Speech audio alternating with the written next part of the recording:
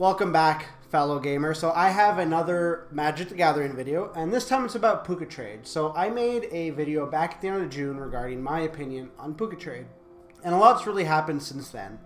So much so that a lot is an understatement. So in the previous video, I mentioned that there were a few things I didn't agree about around the site. One of them was, bounties, being kind of lax on the near mint only policy. But all in all, I was still using the site, and despite giving a warning to newer members to, this is what to expect. It's not the same as it was before. I still feel that the site itself has taken a turn for the worse. Now, I will preface this by saying that I love Puka Trade.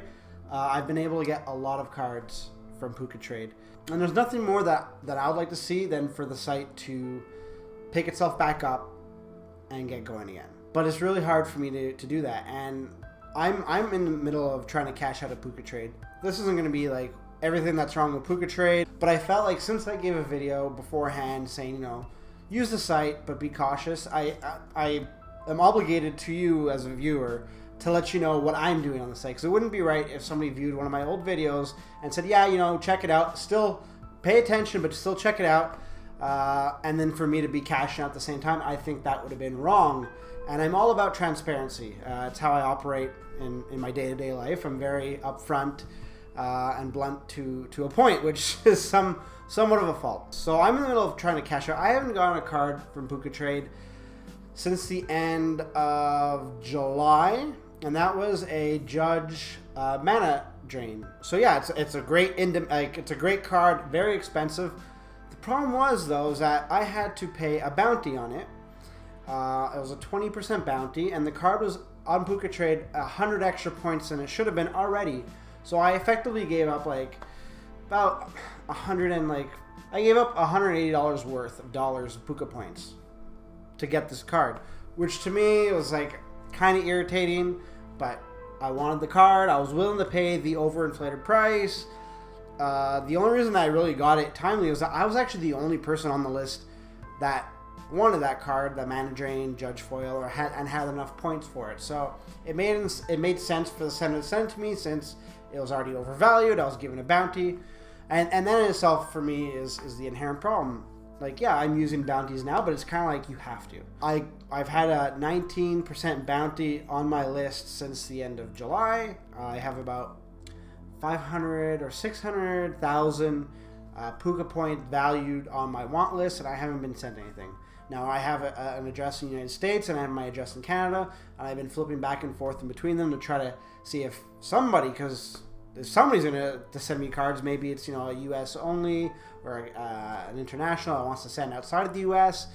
Whichever way, it's not working. And at this point, if you're a new trader, it would be great for me to say join the site and you pump extra cards into the economy, but you're going to run into that same problem as well, where you're not going to be able to receive cards. And I'm in a situation now where I'm not sending cards because I'm not receiving them. And a lot of other people are doing this. My buddy Dave is doing it. We've ran into a few other people just talking about Puka Trade, and pretty much a lot of people are just doing this right now. And it's causing an escalation where, nobody's sending cards because nobody is sending cards. And that's unfortunate, and it's very worrisome.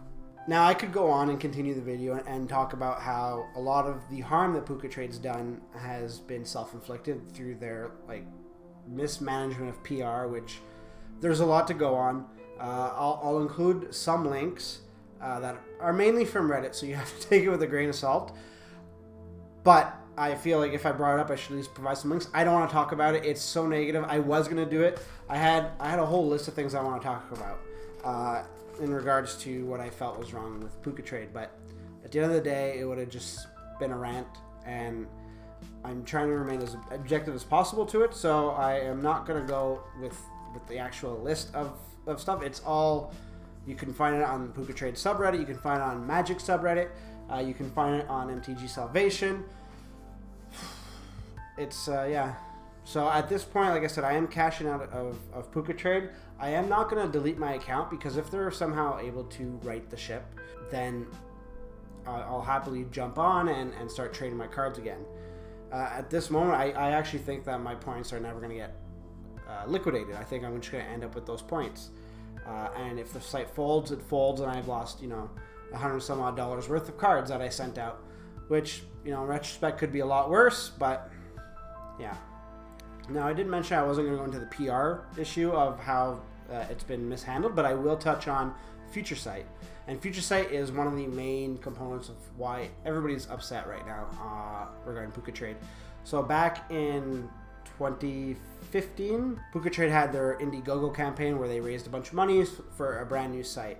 The site took a while and to get going. Like, people weren't really hearing updates, and when they weren't being given the updates. They were being told to go listen to the updates on their podcast, and these podcasts would be filled with comments like, "Oh, we don't believe in deadlines," and yada yada yada, things that weren't really inspiring confidence in the site. So what happens is that they then announced that they're going to be holding a closed beta back in Q2, Q3 of this year, and they were targeting high-profile members. So high-profile members were able to use the site briefly, give their feedback, but a lot of their feedback actually went ignored. Now, this is according to beta testers themselves who took to the forums, and they cited that they were told that this wasn't going to be, their concerns were noted, but they're wrong. And then when other people got to use the site, they had another open beta for gold members. Management leadership there said, well, no, the site's fine. You guys aren't just used to it, or the ones who are really vocal just don't like change. And then what happened is they launched the site and it went like belly up almost right away. A lot of the functionalities that people were looking forward to, such as MTGO trading, weren't active. They weren't implemented correctly. A lot of the pages weren't loading correctly as well because they had been filled with graphics that were not necessarily at all. There was also package trading, which I don't think is still online, wasn't working. What package trading is that design where you can just click on something and it would bring you card packages that people wanted with the most points. So if I wanted 8 different cards spread out along, 8 different sets, it would consolidate all that into one and say, Jason wants 3,500 points, and these are the cards that he wants, and you just have to click send, and that would be done. That was a big draw for a lot of people. That's not working. And as people are complaining about it, I'm trying not to get into the PR issue. We have the leadership group of Puka Trade that's saying, we're working on certain issues, but you people aren't being appreciative of our work. It's getting people upset, and more people are now trying to leave the site. So that cycle has to stop eventually, or else the site will just die, which is what the warning's about. And again, I'm really glazing over a lot of the subject matter here, just because it's so heavy, and I've made a promise to be critical where I need to be critical of certain situations, but I don't want to add to drama or shitstorms. So I kind of have to walk that fine line. So I don't want to just start bashing Puka Trade because it has done a lot of good for me, but I cannot say to you, use Puka Trade. Even though if that means that I'm going to lose out on my points are going to go up because new members aren't coming into the system. I'd rather I have that situation happen to me than have somebody who comes to my channel, views my content, and essentially looks for my opinion on something and have them take the fall. That wouldn't be morally correct for me to do. So I'll leave the video like that. I would love to hear your opinion. Are you, despite what I've just said, despite what you might have read or heard, are you still going to use Puka Trade? Or if you're already a user, are you looking to cash out? If you are, let me know what you're doing, because I see people on Reddit and they're like, oh, I have no problems getting cards, no bounties, no problem. I've got like 60 cards on there, and I've got my 19% bonus. I've got a wide range of cards that I'm not getting any bites, and it's frustrating. And you know what? If I start seeing that things are picking back up again, I'll happily trade cards once again. I've got a lot of cards that I need to get rid of. Anyways, thank you for watching, and I hope that this video is of some help to you. Thanks for watching. And don't forget to like and subscribe. It really helps the channel out. If you'd like to see more, click on one of the 2 videos that are there, or click on show more in the description below to see when and what we upload, as well as when we stream. And if you need an update on what exactly we're going to be streaming that week, don't be shy to hit us up in the comments or reach out to us on Twitter. We'll be more than happy to chat. Until next time, good gaming.